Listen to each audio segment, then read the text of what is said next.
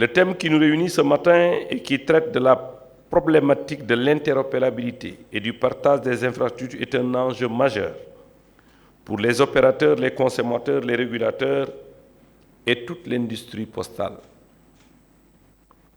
L'interopérabilité et le partage des infrastructures postales portent principalement sur les relations entre les opérateurs et l'encadrement du régulateur pour permettre au marché d'aboutir à un fonctionnement optimal et au secteur de trouver une meilleure situation d'équilibre. En effet,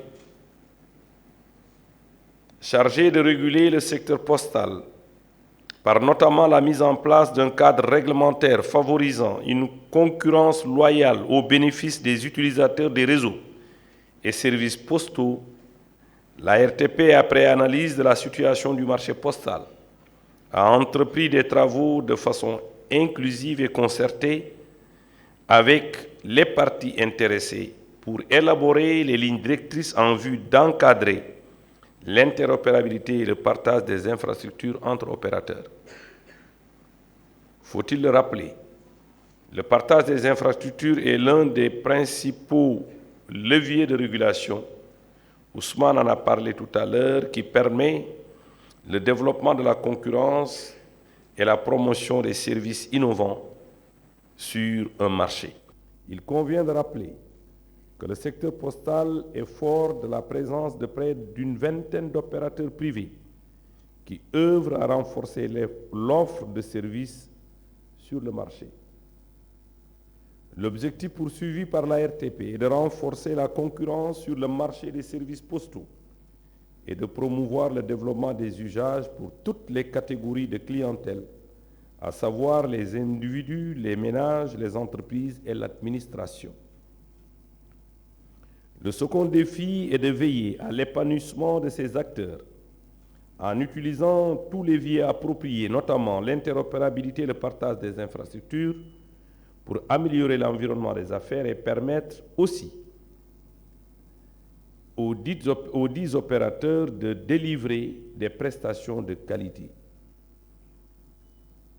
Le troisième défi est d'équilibrer le jeu tarifaire, c'est-à-dire d'avoir un niveau général des prix qui permet aux opérateurs de faire les investissements nécessaires à la mise sur le marché de produits innovants et aux consommateurs de pouvoir disposer des services adaptés à leurs besoins particuliers aux conditions économiques convenables. Mesdames et messieurs, chers invités, l'autorité de régulation a pris l'option de fixer par décision les lignes directrices de l'interopérabilité du partage et du partage des infrastructures. C'est ainsi que la dite décision précise les conventions de partage entre SN La Poste et les opérateurs postaux, les conditions de traitement des litiges y afférents, les obligations des parties et le rôle du régulateur. Enfin, je voudrais réaffirmer mon engagement et celui de l'ARTP à ne ménager aucun effort pour contribuer à la modernisation et au développement durable du secteur postal. Le partage d'infrastructures doit amener l'ARTP à ériger en réseau les gares routières qui représentent un volume dense de distribution de courrier, avec la construction de bureaux dans chaque gare régionale du Sénégal. Et ceci nous amène à inviter encore une fois l'ARTP à mettre en place un cadre de réflexion autour des opérateurs, ce qui contribuera à étoffer l'offre des produits et services postaux. Car c'est toujours un plaidoyer que je lance à chaque fois que je prends la parole ici au niveau de la RTP. Nous avons beaucoup à gagner à réguler le secteur. On est très peu formel et beaucoup informel. Je pense que le rôle de la RTP, c'est d'essayer de vraiment travailler sur ça de manière vraiment concrète, parce qu'il ne sert à rien de faire des discours à chaque fois, après maintenant on dort sur nos lauriers. Je pense qu'en fait, il est évident que la RTP, de concert avec les opérateurs, de concert avec l'État du Sénégal, doit pouvoir travailler à assainir. Un exemple, je disais tout à l'heure à M. le Préfet tout à l'heure, lorsqu'un arrêté sort pour interdire en fait la circulation des deux roues, personne ne bouge.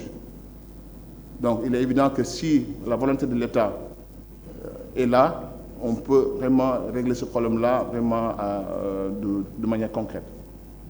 Inviter l'ensemble des opérateurs postaux à accompagner cette initiative pour un développement endogène de notre secteur.